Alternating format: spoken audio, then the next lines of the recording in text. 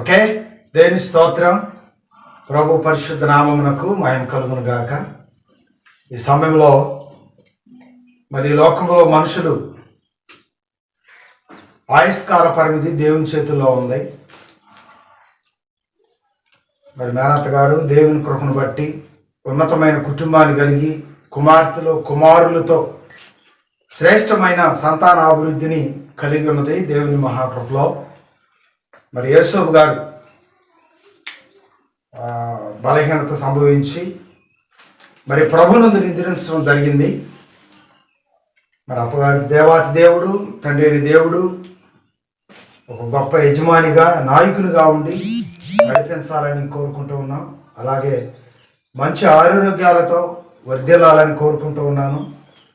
అలాగే తన కుమారులు కుమార్తెలు మనవళ్ళు మనవరాండ్రులు సంతతంతా కూడా మరి అప్పగారిని ప్రేమించే కుటుంబంగా వీరి యొక్క కుటుంబం నిలవాలని, దేవునికి మహిమార్థమైన కుటుంబంగా మారాలని, ప్రభు కృపలో వర్ధిల్లాలని మరి దేవుని పేరట ఆయన సావుకునిగా నేను ఆశిస్తా ఉన్నాను.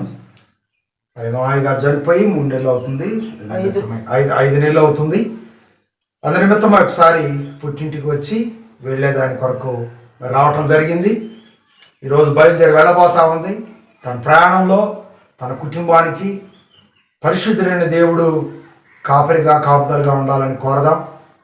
అలాగే 5 నెలల క్రితం తనను విడిచి వెళ్ళినటువంటి తన యజమానుని లేని లోటు పరిశుద్ధుడైన దేవుడు మరి అప్పగారితో నడిపించినట్లుగా దేవుని సహాయం కొరకాయ ప్రార్థన చేద్దాం. ప్రార్థన. ప్రేమ కలిగిన మా తండ్రి, పరిశుద్ధుడు అయిన మా దేవానికి వందనాలు చెల్లిస్తున్నాను.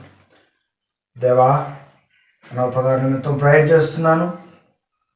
మీ ప్రేయర్ ఆయన యేసోబు గారిని అయ్యా మరి కోల్పోయింది. నీ రాజ్యంలో నీ కుమారుని చూసే ఒక గొప్ప విశ్వాసం నీ సన్నిధిలో కలిగి ఉంటూ ఉన్నది. ఆ విశ్వాసంలో స్థిరపరచండి, మంచి ఆరోగ్యం దాయించండి. తనను ప్రేమించి ఇచ్చిన తన కుమారులు కుమార్తెలు మానవ సంతానం కుటుంబ సభ్యులందరినీ మీరు దీవించండి.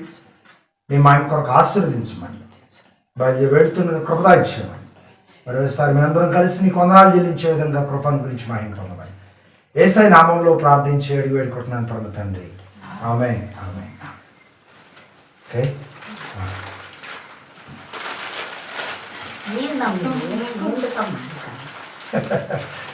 అది